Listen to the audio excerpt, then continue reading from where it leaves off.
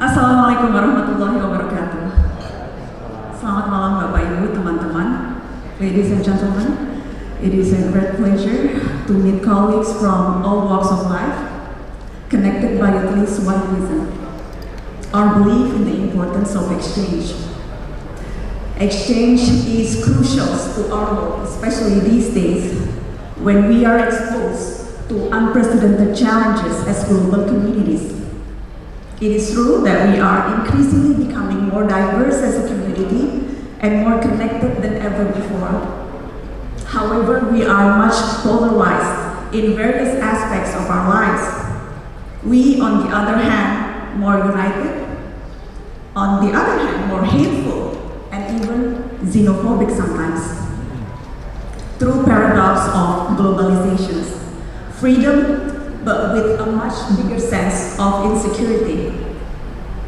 International exchanges, therefore, are more relevant than ever because our only way to leverage on differences is by building as many bridges as possible and facilitating as many encounters as possible. Genuine dialogue and conversations are the keys in developing understanding. Bapak Ibu, I remember my year as an exchange student when I was 16. It was a formative experience, one that deeply influenced and shaped who I am today. My exchange days were never only about learning English or living independently away from home. They were days of discovering and embracing the true meaning of tolerance, a concept that can only be effectively internalized through lived experience, especially lived experience as minority. I stayed with a devout Catholic family for 1 full year, and I was the only Muslim in my school and in the community. Every day during Ramadan, my Catholic host mother would wake up before dawn to prepare the sahur meal. She even tried fasting for a few days. My host father drove me to a mosque 3 hours outside our city so that I could pray and celebrate Eid with the Muslim community. In the school library, my librarian set up a special site for me to pray at school, always making sure the space is clean and free. She even sometimes reminded me of the prayer times. However, despite this kindness, I still became the subject of bullying. I remember receiving a question one day: "Oh, you're a Muslim, so have you ever killed anyone?" As an exchange student, one of my responsibilities was to introduce my home country. So almost every week, I would travel around to go to schools or local events at the local communities, telling or introducing my home country. The experience made me learn to know myself and Indonesia. We will never know what a house looks like from the outside if we never leave the room. Our perspective is different depending on where we stand. I learned to be brave, dare to try, dare to be shy, dare to start first. In school, so that I would not only be known as the kid who's always freezing. Bear in mind, I live in this small town in upstate New York where it gets really cold even during summer.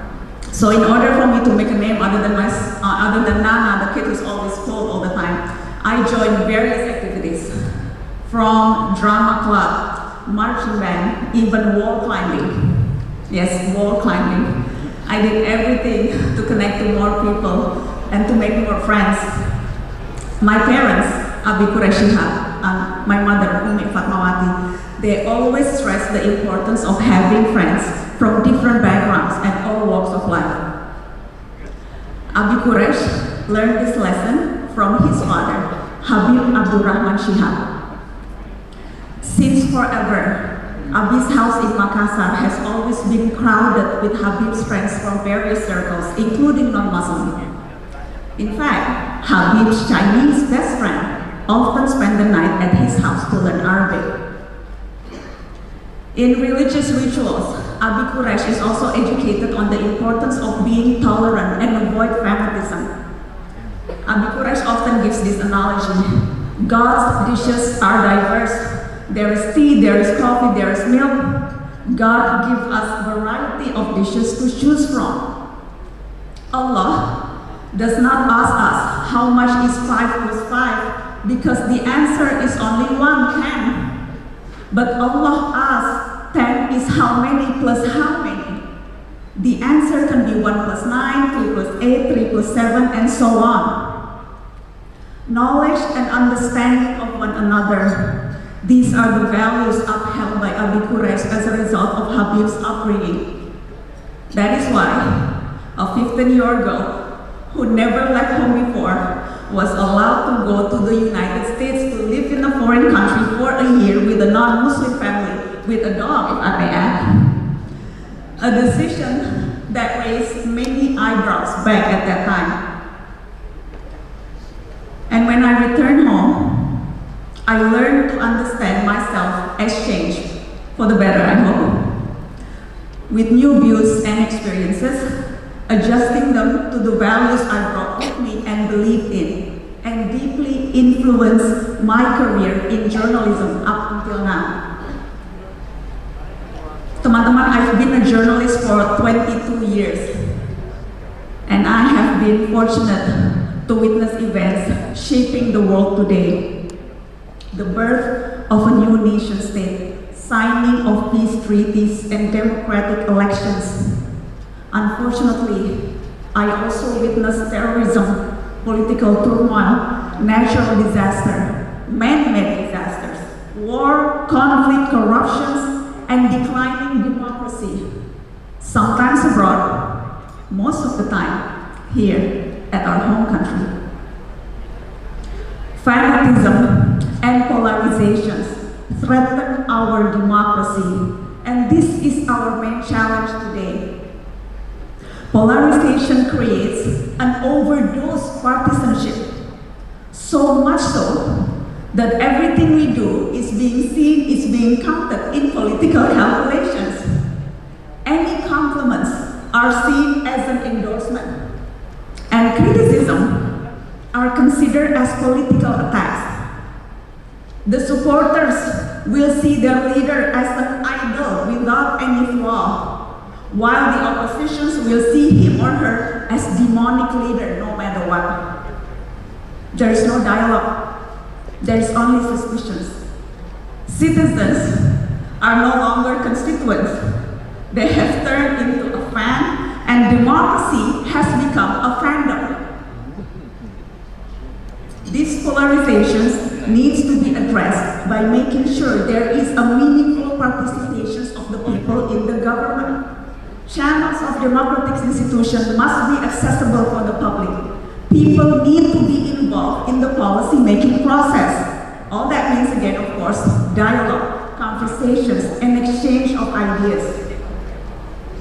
And this, of course, Bapak Ibu, is not always easy, especially because in this connected age, a whole new line of intimidation has opened up, with politicians and the powerful increasingly seeking to silence critical outlets.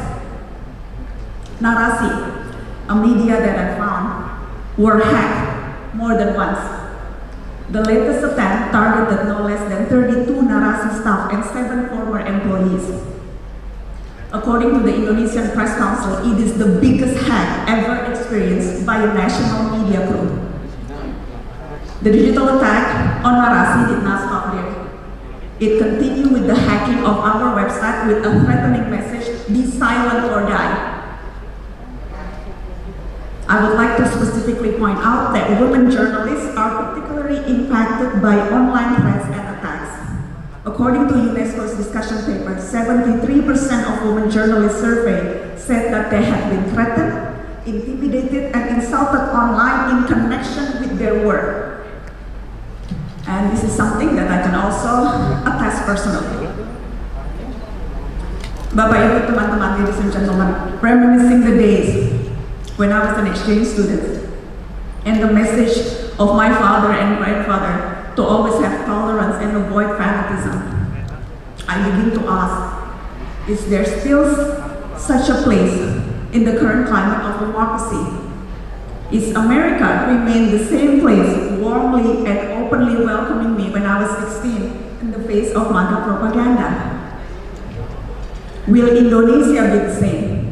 Will there be a chance for Indonesians to ever question the government on anything at all, to be critical following the passing of the new penal code bill just last week, which possess serious threats to fundamental freedoms and human rights, including the right to equality before the law and the equal protections of the law without discriminations, the right to privacy, as well as the rights to freedom of religion or belief and freedom of opinion and expression.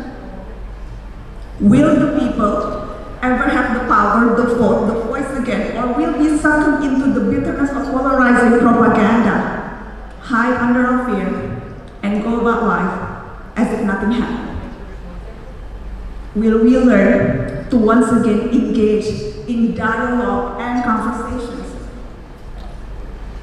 Teman-teman, Bapak Ibu, this is the reason why I continue believing in independent journalism. With our independency, integrity, and the power for agenda setting, we lead the conversations, we spur public discourse, we connect people and causes, we provide platform for freedom of expression. We are serving the public by acting as a catalyst to their voices, opinions, and criticism. We aggregate changes together by promoting active citizenship. Digital technology, though it has its shares of problems, have opened up great opportunities for independent media, including groundbreaking investigative reporting, cross-border collaborations, fact-checking with the audiences, and huge access to data and sources. This is exchange, this is dialogue, this is conversations, this is defying fanatism, like my grandfather and Catholic host family in the United States taught me.